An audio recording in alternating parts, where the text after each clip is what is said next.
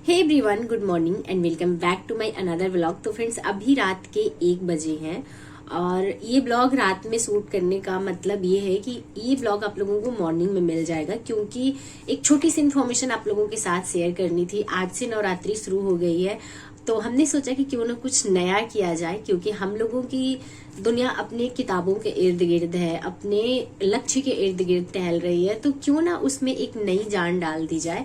तो बस उसी कड़ी में ये वीडियो आप लोगों के साथ शेयर कर रही हूँ, क्योंकि आप लोग भी हमारे साथ स्टडी करते हो।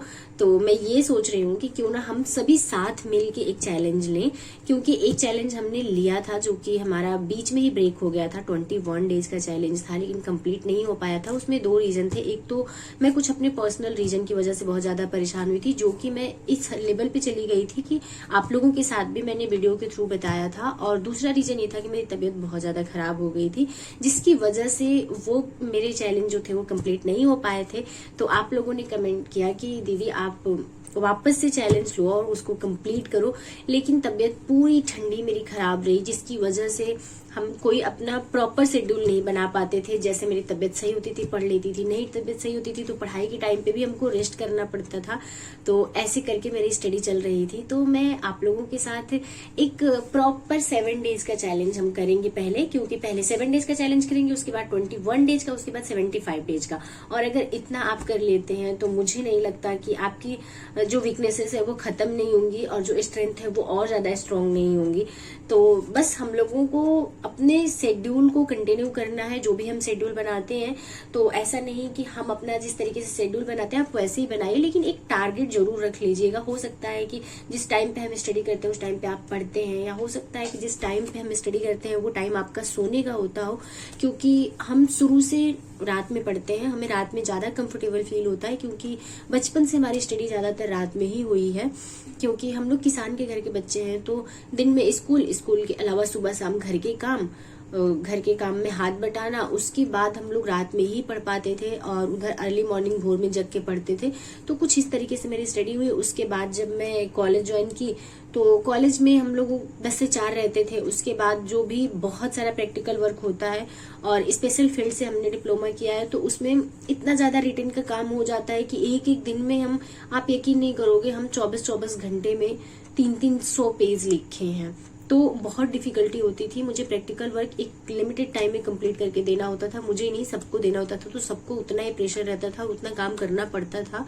तो मतलब मेरी आदत है, मैं बहुत ज्यादा कंफर्टेबल, बहुत ज्यादा फोकस्ड होकर स्टडी कर पाती हूँ नाइट के टाइम में। तो इस वजह से मैंने ये चैलेंज अपने लिए लिया है। तो जरूरी नहीं कि आप भी रात में जग के पढ़ो, जरूरी नहीं कि आप भी दिन में पढ़ो। अगर आप हाउस वाइफ हो तो आप रात में टाइम निकालो ज्यादातर। अगर आप दिन में कहीं पार्ट टाइम जॉब करते हो, क्योंकि एस्पिरेंट की लाइफ में बहुत तरीके की दिक्कतें आती हैं, तो अगर आप कहीं पार्ट टाइम जॉब करते हो तो आप रात में पढ़ने का ट्राई करो। हो सकता है आप पहले की अपनी पढ़ाई रात में ना की हो, लेकिन समस्याएं जैसे हमारी जिंदगी में आती हैं उस तरीके से हम लोग अपने आप को ढाल लेते हैं। तो आप लोग भी प्रयास करें।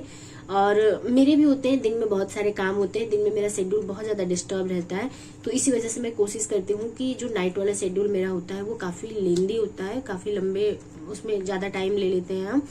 और उसमें जो हम स्टडी करते हैं वो मैं कह सकती हूँ कि उसमें मैं अपना 100% दे पाती हूँ। तो मेरे लिए बहुत कंफर्ट जोन होता है। और हॉस्टल भी पूरी तरीके से शांत होता है। दिन में कभी किसी के रूम में कुकर की सीटी बज रही है, कभी किसी के रूम में कुकर की सीटी बज रही है, तो कहीं न कहीं डिस्ट्रैक्शन भी रहता है। कभी किसी का पढ़ने का टाइम नहीं है तो कोई हंस रहा है, कोई बातें कर रहा है, तो इस तरीके से करके थोड़ी सी डिस्टर्बेंस हो जाती है। लेकिन जब हम लोग रात में पढ़ते हैं तो रात में काफी फोकस्ड रहते हैं।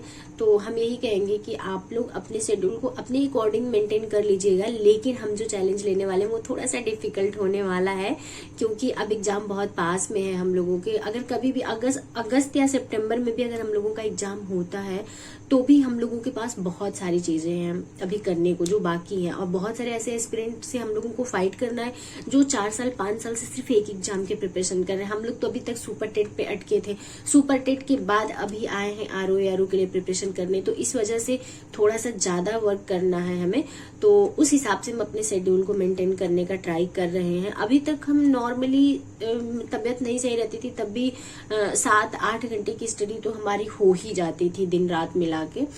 तो अभी हम ट्राई करेंगे उसमें 1-2 घंटे इजाफा करने की। तो अभी हम 10 आवर्स का लेते हैं। हो सकता है आपके लिए ये बड़ा टारगेट ना हो, लेकिन मेरे लिए ये थोड़ा सा बड़ा टारगेट हो जाएगा, क्योंकि अभी जस्ट हमारी तबीयत, कुछ कह सकते हैं कि अभी होली के दिन तक मेरी तबीयत खराब थी। होली के बाद से थोड़ी सी तबीयत मेरी सही रहने लगी और अब सही रहेगी, क्योंकि ये ऐसा नहीं है कि कोई वैसी बीमारी है, ये एलर्जिकल प्रॉब्लम है और ठंड की वजह से ही मुझे एलर्जी है और किसी चीज से मुझे उतनी दिक्कत नहीं है।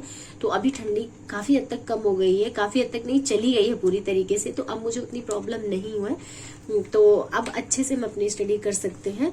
तो फ्रेंड्स, ये रही एक छोटी सी इन्फॉर्मेशन जो मुझे आप लोगों के साथ शेयर करनी थी, और उम्मीद करती हूँ कि आप लोग भी इस चैलेंज में पार्टिसिपेट करेंगे। तो अगर आप लोग पार्टिसिपेट करना चाहते हैं तो कमेंट बॉक्स में कमेंट जरूर करिएगा।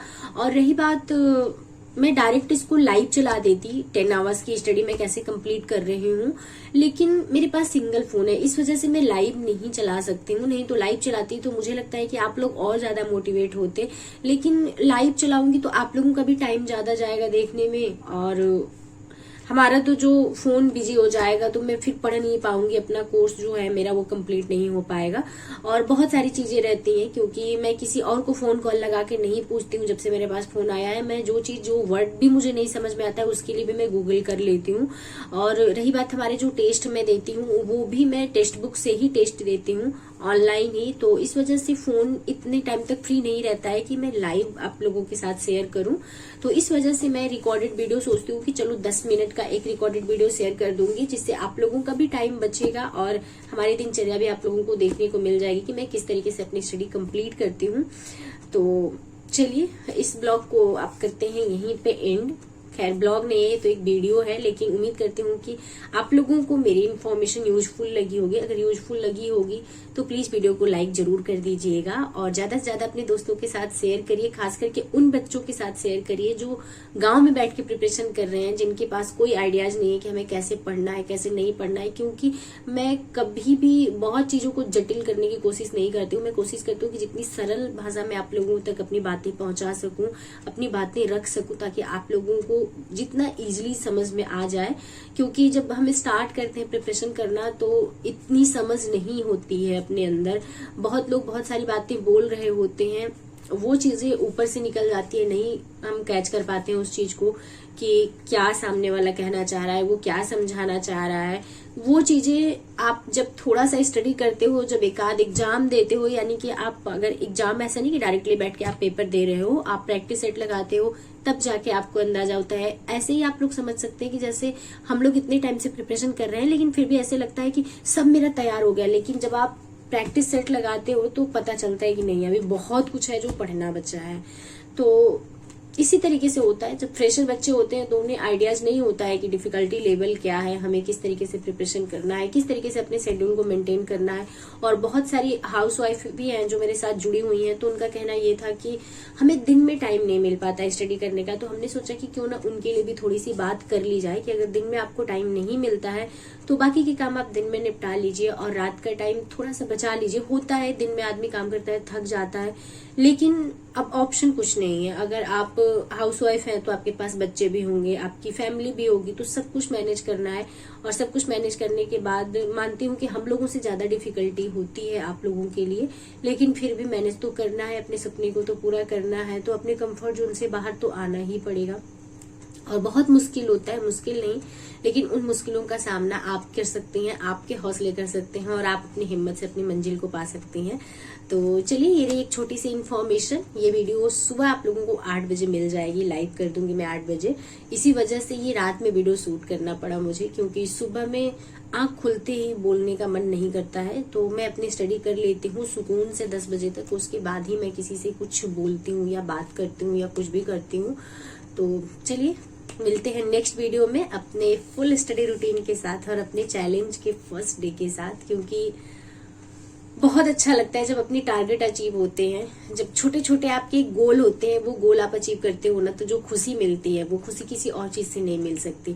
तो जब आप एक दिन का टारगेट सेट करते हो और शाम को जब आप रिव्यू करते हो कि हमने दिन में क्या क्या किया है, हमने क्या पढ़ा क्या नहीं पढ़ा, जो हम अपने लिए टारगेट सेट किए थे क्या उस टारगेट को अचीव कर पाए हैं, तो जब आपका जवाब होता है यस हमने किया है, जैसे हमने बनाया था शेड्यूल अपना उसको उसी तरीके से फॉलो किया है, तो वो जो सुकून की नींद होती है ना, वो मैं आपको बता नहीं सकती कि कितनी अच्छी आती है।